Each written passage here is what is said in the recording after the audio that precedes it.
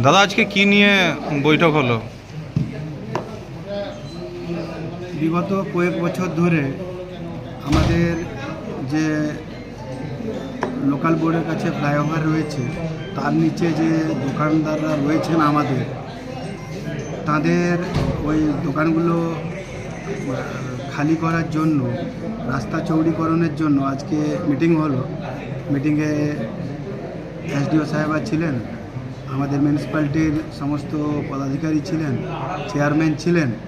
সেই সমস্ত দোকানগুলোর যা কম্পেনসেশন আছে সেগুলো সিদ্ধান্ত হলো এবং খুব তাড়াতাড়ি আমরা প্রসেসে ফেলে দিয়েছি, যাতে কম্পেনসেশনটা খুব তাড়াতাড়ি ইনারা পান আর আমরা ডিমলিশের কাজ শুরু করব, রাস্তা চৌড়িকরণ করব।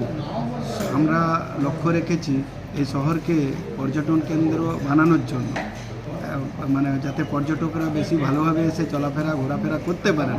আমরা নির্বাচনের সময় কথা দিয়েছিলাম যে শহরকে সুন্দর সাজাবো, লোকাল বোর্ডে আমরা ভোটিং চালু করব। সুতরাং সেই সমস্ত কাজকর্মকে লক্ষ্য রেখে আজকে আমরা এই সমস্ত দোকানদারদের সাথে বসে আলোচনা করে সই স্বাক্ষর করে আমরা ফাইনাল করে নিলাম। আগামী দিনে খুব তাড়াতাড়ি কম্পেনসেশন এরা পেয়ে যাবেন, আগামী 15-20 দিনের মধ্যে। তারপর আমাদের ডিমোলিশন শুরু হবে।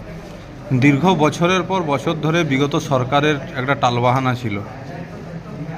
বিগত সরকারের কোনো ইচ্ছা শক্তি ছিল না, সেই জন্য তারা করতে পারেনি। 15 বছরে তারা করতে পারেনি। আমরা সরকারে এসে মোটামুটি আপনারা দেখছেন, মানে 22-23 দিনের মধ্যে আমরা সিদ্ধান্ত নিয়ে ফেললাম।